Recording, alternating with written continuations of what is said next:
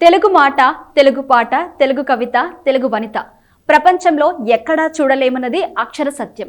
అదే మన సంస్కృతి సంప్రదాయాల గొప్పతనం. పాటైనా, పద్యమైనా, కవితైనా, కావ్యమైనా నిండుదనం తెచ్చేది మన తెలుగే. మాతృభాషకి వందనం చేస్తూ విదేశాల్లో ఉన్న మన తెలుగువారు తమ చిరు కవితల్ని మనతో పంచుకుంటున్నారు. అవేంటో చూద్దాం. తెలుగు పద్యానికి వన్నెలద్దుతూ ప్రవాసాంధ్రురాలు కొండేపూడి నిర్మల రాసిన చేపైన పద్యమైన అనే కవితను మనతో పంచుకుంటున్నారు. ఆ పద్య కవనాన్ని ఆమె మాటలోనే విందాం. కదిలే నీళ్ల మీద కదలకుండా కూర్చుని చేపల కోసం వల విసిరాడా కుర్రాడు. కదలని గట్టు మీద కుదురుగా కూర్చోలేక పద్యం కోసం వల విసిరాను నేను.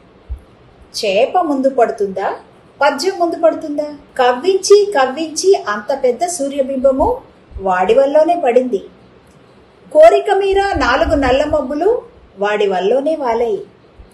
సూర్యుణ్ణి మబ్బుల్ని గులకరాళ్లలా దులిపి చేపలు తట్టకెత్తాడు వాడు. నా కాగితం మీద ఒక్క పాదముద్ర లేదు. అసూయతో గట్టు మీద కొట్టి లేచి నుంచుని లోపు కాలికి మెత్తగా ఏదో తగిలింది. జలధరించి అటు చూస్తే చివికిన వలతాడు. దాని కంతల్లోంచి ఎన్ని నదుల వరదలు జారిపోయాయో, ఎన్ని రొయ్యలు నగరాలు దాటిపోయాయో. ప్రస్తుతానికది చేపలు కొరికిన గాయాల వల. సర్వసంగ పరిత్యాగిలా బురదలో శవాసనం వేసి ఉంది. అల్లిక తెలిసిన ఆకలి వేళ్లకి బరువు నేర్పిన వల. ఆకలి తీరని అల్లిక వేళ్లకి లోతు నేర్పిన వల. కదిలే నీళ్ల మీద కదలకుండా కూర్చుని చేపల కోసం వల విసిరాడా కుర్రాడు. భూమి ఆకాశాలు బద్దలైనా సరే చెక్కు చెదరకుండా తలకిందులుగా గాల్లో వేలాడుతూ వడ్డేపల్లి చెరువును మోస్తున్న హమాలీవాడు. చూపుల వలతాళ్లకు అతికించి లోతట్టున దించాడు. చెవుల్ని కెరటాలతో కలిసిపోయిన మీనవేషాలు వినమన్నాడు. అప్పుడు అర్థమైంది నాకు, కోరిక అంటూ ఉంటే లీనం కావాలి. అది చేపకైనా పద్యానికైనా. చెప్పా పెట్టకుండా నా పద్యం అతని గంపలో చిక్కుకుంది. పేరు తెలియని ఆ 12 ఏళ్ల కుర్రాడి పాదముద్రలు ఇదిగో ఈ పేజీ మీద మిగిలిపోయాయి. గడిచిపోయిన కాలం ఒక జ్ఞాపకం. మంచి చెడు, గెలుపు ఓటమి, నిజం అబద్ధం, ఇలా అన్నీ గతంతో ముడిపడి ఉంటాయి. అందులో కొన్ని మర్చిపోలేని నిజాలు కూడా ఉంటాయి. ఆ నిజాలను ఊటంకిస్తూ గాదె రమేష్ రాసిన మరవలేని నిజాలు కవితా శీర్షికని విందాం. మరవలేకపోతున్న మన పాత రోజుల్ని, చాలీని జీతాలైనా కలిసి బ్రతికిన వాళ్ళమని. మరవలేకపోతున్న మన గత కాలాన్ని, అందని సుఖాలైనా ఆనందంగా ఉన్నవాళ్ళమని. మరవలేకపోతున్న మన పాత స్మృతుల్ని, చాలీని గదులైనా హుందాగా గడిపేవాళ్ళమని. మరవలేకపోతున్న మన మధుర గడియల్ని, ఇండ్లు ఇరుకైన కబూర్లతో కలిసి కాలం గడిపేవాళ్ళమని. మరవలేకపోతున్న మన పాత పండుగ రోజుల్ని, ఇబ్బందులెన్నైనా కొత్త బట్టలు వేసుకునేవాళ్ళమని. మరవలేకపోతున్న మన హితం కోరు బంధువుల్ని, వచ్చేవాళ్ళవైనా వడ్డించి ఆదరించి పంపేవాళ్ళమని. మరవలేకపోతున్న మన గతం గడిపిన కాలాన్ని, పరుగుల జీవితాలైనా కలిసి పనులు చేసుకునేవాళ్ళమని. మరవలేకపోతున్న మన గత గడ్డు రోజుల్ని, ఉరుకుల ఉద్యోగమైన సమిష్టిగా భుజించేవాళ్ళమని. మరవలేకపోతున్న మన పాత స్నేహితుల స్మృతుల్ని, కలుసుకున్నప్పుడు మనం ఎంతో ఉప్పొంగేవాళ్ళమని. మరవలేకపోతున్న మన పాత రూపాయి విలువల్ని, చేతి సంచి నింపుకొని సరుకుతో ఇంటికి వెళ్ళేవాళ్ళమని. మరవలేకపోతున్న మన పల్లె ప్రేమ ప్రతి రూపాల్ని, కలుసుకున్న ప్రతివాడు ప్రేమతో పలకరించేవాళ్ళని. అందుకే మరవలేని నిజాలను, మధుర స్మృతులవి, దశాబ్దాలు గడిపినా మనకు తోడుండే స్మృతులవి. అమ్మ 2 అక్షరాల ప్రేమ, అమ్మ 2 అక్షరాల త్యాగం, అమ్మ 2 అక్షరాల దైవం. ఇలా అమ్మ గురించి ఎంత చెప్పుకున్నా తక్కువే. అలాంటి అమ్మను, అమ్మ ప్రేమను ప్రవాసాంధ్రుడు జక్కం వెంకటరమణ ఎలా వర్ణించారో చూడండి. నీ వీపున కట్టిన ప్రేమ డోలిక నాకు ఆవాసము ఆనాడు. నీ వీపున కట్టిన ప్రేమ డోలిక నాకు నాకు ఆవాసమానాడు నీ పని వేళలో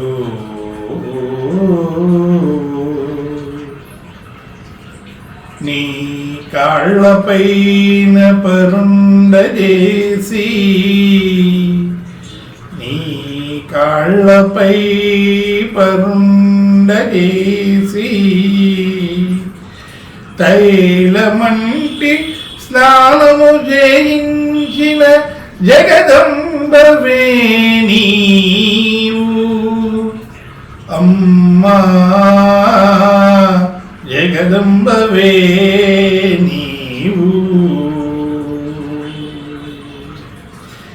నల్లని కాటుక కన్నుల పూసి నల్లని కాటుక కన్నుల పూసి దిష్టి చుక్క తిద్దిన యశోదమ్మవే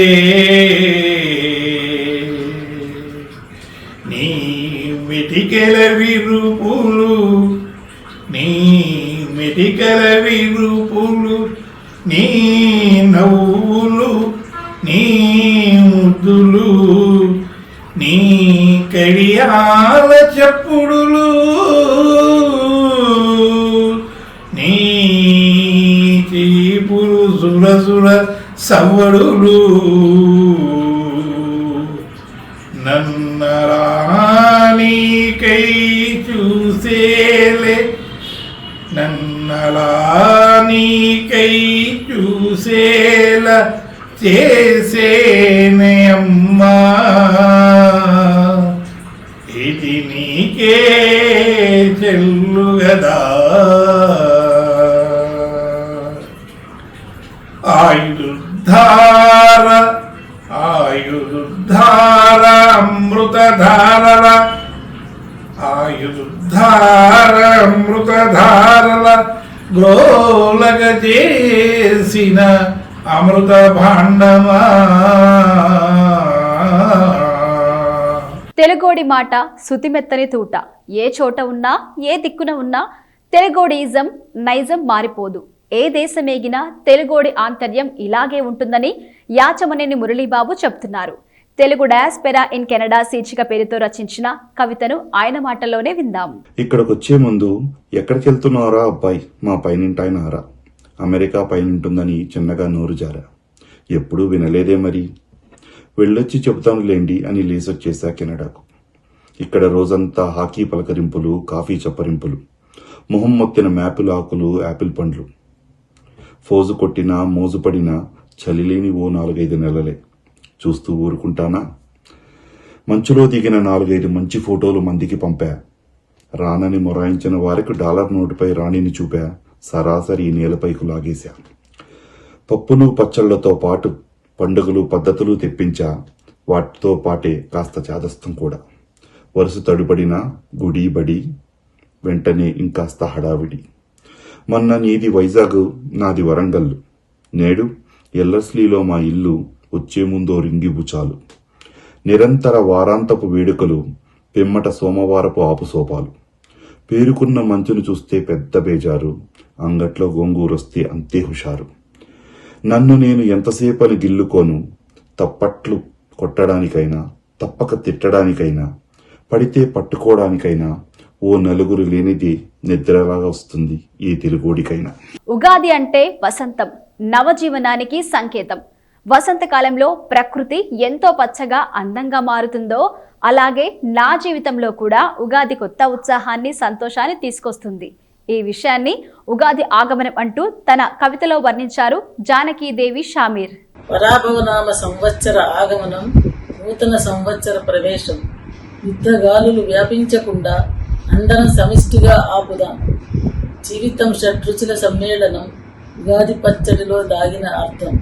వేప పూత చేదు, మామిడి వగరు, చింతపండు పులుపుతో కలిసిన బెల్లం. పంచాంగ శ్రవణం పరమ పవిత్రం, భవితపై ఆశ కలిగించే ప్రవచనం. సంప్రదాయాలు వదులుకోకుండా అసమానత వీడి ఏకమవుదాం. పసుపు కుంకుమలు అద్దిన గడపలు, మామిడి ఆకుల తోరణాలు, రంగురంగుల రంగవల్లులు కనువిందు చేయగా ఉగాది స్వాగతిస్తూ ఎదురు చూద్దాం.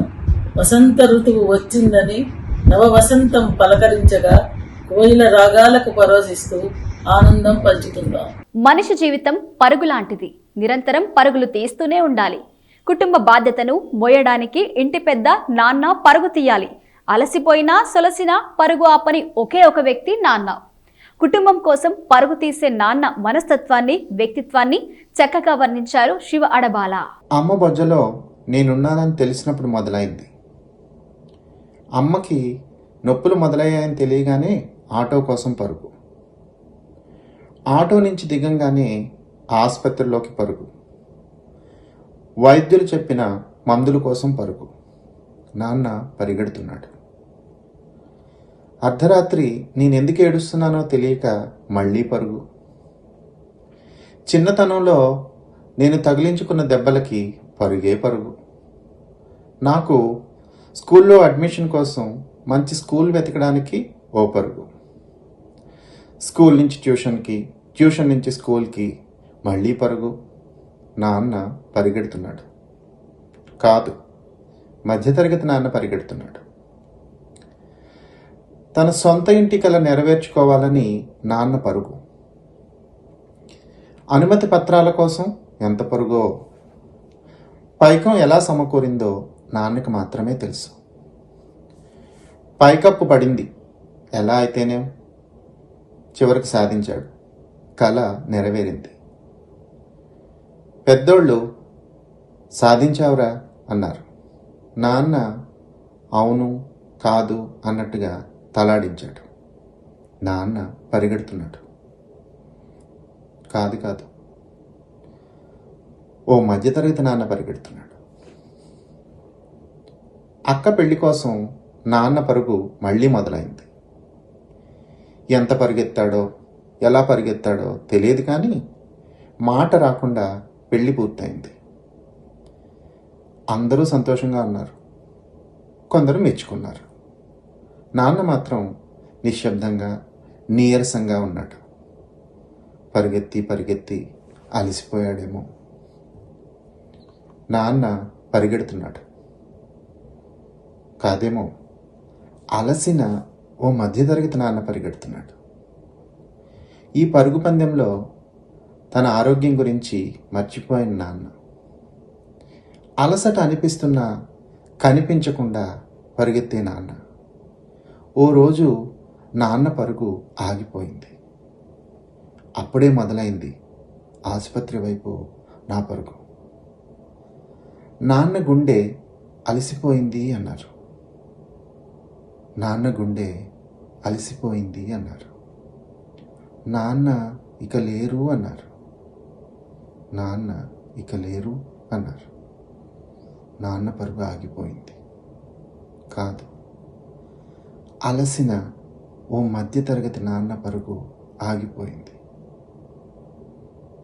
నా పరుగు అప్పుడే మొదలైంది నాన్నగా. పరాభవ అంటే ప్రతికూలం అనుకొని బెంగపడొద్దు. పరాభవం వెనుక విజయం, వైభవం ఉంటాయంటున్నారు శివమారెల్ల. పరాభవ నామ సంవత్సరం ఆగమనాన్ని పురస్కరించుకొని రాసిన కవితా శీర్షికని ఆయన మాటలోనే విందాం. శ్రీ పరాభవ నామ సంవత్సరానికి స్వాగతం. ఓ పరాభవ నామ సంవత్సరమా, రావయ్యా. నీ పేరు పరాభవమైనా ఇది మా పాలిట విజయ సంకేతం. అజ్ఞానపు అంధకారాన్ని పరాభవించి జ్ఞానజ్యోతులతో జగమంతా నింపే నవప్రభాతం. చేదు వేపపూత జీవిత సత్యాల పాఠం, తీపి బెల్లం ముక్క అనురాగాల చైతన్యం, పులుపు చింతపండు అనుభవాల సారం, షడ్రుచుల సమ్మేళనమే మన సంస్కృతి మణిహారం. ఈ తెలుగు వసంతాల సంబరాల ఉగాది. వసంతలక్ష్మి అడుగులతో ప్రకృతి పులకించి పూలు పూయగా, కొత్త ఆశల పల్లవాలతో జీవితపు తీపి వలపులు, చేదు జ్ఞాపకాలు సమపాళ్లల్లో స్వీకరిస్తూ ముందడుగు వేద్దాం నవోత్తేజముతో ఈ పరాభవ నామ సంవత్సరములో. పరాభవ అంటే అపజయం కాదు, అహంకారాన్ని జయించే దివ్య మంత్రం. అజ్ఞానపు చీకట్లను పారద్రోలి జ్ఞానజ్యోతులను వెలిగించే శుభ సంకేతం. రాలిన ఆకులు గతానికి గుర్తులు, మొలకెత్తే మొగ్గలు నవ ఆశల నిక్షేపాలు, కమ్మని కాయలు చేదు పువ్వుల సమ్మేళనం జీవితానికి నేర్పే ఉగాది పాఠాల నిదర్శనం. ప్రకృతి ఒడిలో నిండింది నవచైతన్యం, వేపపూత చేదులో ఆరోగ్యపు శాంతి, చిగురించిన కొమ్మల్లో చిరుగాలి లాలి, పరవశించి పాడితోంది వసంతాల కేళి. పాత ఆకు రాల్చి కొత్త పుంతలు తొక్కి కమ్మని రాగాల విందును మనకు తెచ్చి పూల పరిమళాల పల్లకీలో వస్తోంది శ్రీ పరాభవ. ఇది మన జీవితాల్లో నింపాలి సరికొత్త విభవ. ప్రతి ఇల్లు రంగవల్లులై మెరిసిపోవాలి, ప్రతి మనసు వసంతమై వికసించాలి. సాహిత్య వనములో కవితా పరిమళాలు వెదజల్లుతూ తెలుగు సంస్కృతిని గుండెల్లో నిలుపుకుంటూ సకల శుభాలు చేకూరాలని కోరుకుంటూ మనస్ఫూర్తిగా ఈ శ్రీ పరాభవ నామ సంవత్సరానికి స్వాగతం పలుకుదాము. కొత్త సంవత్సరానికి ఆహ్వానం పలుకుదామంటున్నారు డాక్టర్ మైలవరపు లలితాకుమారి. వసంత కాలానికి, ప్రకృతి సోయగానికి, కోయిల పాటలకి, మామిడి పూతలకి స్వాగతం చెప్తున్నారామె. ఆహ్వానం పలుకుదాం అంటూ రాసిన కవితా శీర్షికని మనతో పంచుకుంటున్నారు. ఆకులు రాల్చే శిశిర ఋతువుకి వీడుకోలు పలుకుతూ అవనికి అందాలు ఆనందాలను అందించాలని ఆనందంతో ఆమని వచ్చింది. ఆకుపచ్చ పచ్చని పట్టుచీర కట్టుకొని ఎర్రని చిగురులు చీరంచులు కాగా విరిసిన పువ్వులు చుక్కలై మెరయ తరువులన్నీ ఒయ్యారాలొలుగా మావి చిగురులు మేసిన కోయిలమ్మ చిటారు కొమ్మన ఊయలలూగుతూ షడ్జమల్లో రాగాలాపన చేస్తుంటే పెద్ద ముత్తైదు చిలుక పేరంటాలు కాగా 1000 వెలుగుల సూర్యుడు లోకానికి మేలుకొలుపులు పాడ నీల గగనమే ఆతపత్రమై భాసింప నింబ కుసుమాలు అక్షతలు కాగా విరబూసిన గున్నమావి ఆధారంగా అల్లుకుంటున్న మాధవీలతను చూసిన పంచబాణుడు చెరకు విల్లు సవరింప పండితులు పంచాంగ శ్రవణాలతో రాజపూజ్య అవమానాల సంగతులతో ఆదాయ వ్యయాల లెక్కలను తెలియచేస్తుండగా కవివరేణ్యుల కవి సమ్మేళనాలతో కాలపురుషుని కదలికలతో అమ్మవారి నామధేయముంచుకుని ఆనంద భైరవి రాగాలను ఆలపిస్తూ భావగర్భితమైన పర ప్లస్ అభవ నామంతో పరాశక్తి శక్తిని అపర మాహేశ్వరత్వ భావాన్ని నిలుపుకొని తరలి వస్తున్న వసంతునికి ఆహ్వానం పలుకుదాం, పరాభవను ఆహ్వానిద్దాం. వార్త ఏదైనా సరే అందరికీ ఇంట్రెస్టే. ముఖ్యంగా భార్యాభర్తల మధ్య వచ్చే మాటల తూటాలు గాని, పక్కింటి సంగతులు గాని, ఎదురింటి విషయాలు గాని తెలుసుకోవాలని కుతూహలంగానే ఉంటుంది. అలాంటివి భార్యాభర్తల మధ్య సంభాషణకు వస్తే ఎలా ఉంటుందో తెలుసా? అది ఎలా ఉంటుందో కళ్ళకు కట్టారు చేబోలు సత్య ఆదిత్య. వార్తా శీర్షిక పేరుతో ఆయన రాసిన వచన కవిత ఎలా ఉందో ఒకసారి చూద్దాం. ఏమోయ్, ఈ వార్త విన్నావా? భార్య తను పెట్టిన వీడియోకి లైకులు కొట్టలేదని భర్తకు విడాకులు ఇచ్చిందంట. పొద్దున్నే కాఫీ తాగుతూ వెంకట్రావు తన భార్య రత్నంకు పేపర్ చదివి వినిపిస్తున్నాడు. మంచి పని చేసింది. కనీసం ఈ కాలం ఆడపిల్లలు తమకు నచ్చని పని భర్తలు చేయకపోతే మాలాగా ఏడుపులు పెడబొబ్బలు పెట్టకుండా పరిష్కారం వెతుక్కుంటున్నారు అని నిట్టూరుస్తూ అంది రత్నం. ఎంత మాట అన్నావు రత్నం, నీకు నచ్చని పని ఎప్పుడైనా చేశానా అన్నాడు వెంకట్రావు. అదే అంటున్నా, నచ్చని పని చేయరు, నచ్చిన పని చేయరు, అన్నీ తూతూ మంత్రంలాగా కానిస్తారు. అది సరే కానీ రత్నం, మన పక్కింటి కుర్రాడు పురుషోత్తం ఈ మధ్య కనిపించడం లేదు. నీకేమైనా తెలుసా? తన భార్య లత ఏమైనా చెప్పిందా అని అడిగాడు వెంకట్రావు. ఇలాగే మాటలు మార్చేస్తారు మీరు. నాకేం తెలుసు, నేను కూడా అబ్బాయిని చూసి 4 రోజుల పైనే అయింది. లత మాత్రం అప్పుడప్పుడు రాత్రులు లిఫ్ట్లో ఏవో సామాన్లు తీసుకురావడం చూశాను అంది రత్నం. అవునా? నేను కూడా లత ఏదో హడావుడిగా ఫోన్లో మాట్లాడడం చూశాను. ఏ పని మీదో పురుషోత్తం వేరే ఊరు వెళ్ళాడేమోలండి. మీకు పక్కింటి విషయాల్లో ఉన్న ఆసక్తి మన ఇంటి మీద ఎందుకు ఉండదు అని అడిగింది రత్నం. నాకు పురుషోత్తం ఏమీ చెప్పలేదు రత్నం. కిందటి వారం అంతా కలిసి వాకింగ్ కూడా వెళ్ళాం. అవును, అన్నట్టు మీరు ఆ అబ్బాయికి బొడ్డు కోసం మరీ పేరు పెట్టారుగా, అన్ని విషయాలు మీకు చెప్పడానికి. అలా కాదు రత్నం, నాకేదో తేడాగా అనిపిస్తోంది. నేను పంపిన గుడ్ మార్నింగ్ మెసేజ్లకు కూడా బదులు ఇవ్వలేదు పురుషోత్తం. ఇలా ఎప్పుడూ అవ్వలేదు. నా గుడ్ మార్నింగ్ మెసేజ్లు అంటే చాలా ఇష్టం అంటూ ఉండేవాడు. మీకో దండం మహాప్రభు, వెళ్ళి ఆ లతని అడగండి, నన్ను ప్రశాంతంగా వంట చేసుకోనివ్వండి అని కోపంగా అంది రత్నం.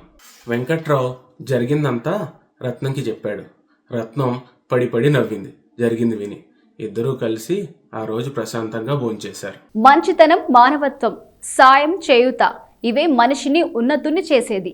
అవి లేకపోతే మనిషి జీవితం నిరర్ధకం. స్నేహహస్తాన్ని చాచి సుఖ సంతోషాలతో ఉండాలని ఆకాంక్షిస్తూ శ్రీ పరాభవ నామ సంవత్సరానికి స్వాగతం పలుకుతూ రాజు నండూరి రాసిన కవితను ఆలకిద్దాం. క్రొత్త జీవనము కాదే ప్రతి ఒక్క క్షణము, క్రొత్త ధనము కొరకు వెతుకులాడనేలా, విశ్వమంతయు నింపిన సృష్టికర్త ఆనందముతోడ అందచందములతోడ, మంచి చేయని క్షణము మరణము కాదా, పరుల కీడునెంచ సౌఖ్యము కలదా, కష్టమును సాధించుకలిమి కలకాలముండు కదా, ఆత్మతృప్తి కన్నా ఆనందమది ఏది, మార్పు చెందున జగతి దినము దినము, మానవత్వం మరచట మార్పు కాదు, బాణుడు దయించు ప్రతిదినము జగతి మేలు కోరి, సందేశమిది కాదే ఎల్లజనులకు, చింత చేయుమా పొరుగువారికి కొంత నింపు చేయ, సప్తవర్ణములు కూర్చు సుందర ఇంద్రధనసు, మనుషులందరూ కలిసిన యది బలిమినొసగు, భేదభావములు మరచి స్నేహహస్తము చాచి, ముందడుగు వేయగా ప్రతిన చేసి, స్వాగతము పరిగెత నూతన వత్సరం మనకు, సుఖశాంతి సంపదలు నిండుగా నుసగ మనకు, పరాభవము కలుగగా పరపీడనా తత్పరులకు, సుస్వాగతం పరాభవనామ సంవత్సరమునకు. సర్వే జన సుఖినో భవంతు. ధన్యవాదాలు. చూశారు కదండి మన ప్రవాసాంధ్రుల కవితా శీర్షికలు. తెలుగు భాష, తెలుగు సంస్కృతి, తెలుగు సంప్రదాయాల పట్ల వారికున్న అపార గౌరవానికిదే నిదర్శనం. అందుకే రాయలవారన్నారు, దేశ భాషలందు తెలుగు లెస్స అని. మరో కార్యక్రమంతో మళ్ళీ కలుద్దాం. నమస్కారం.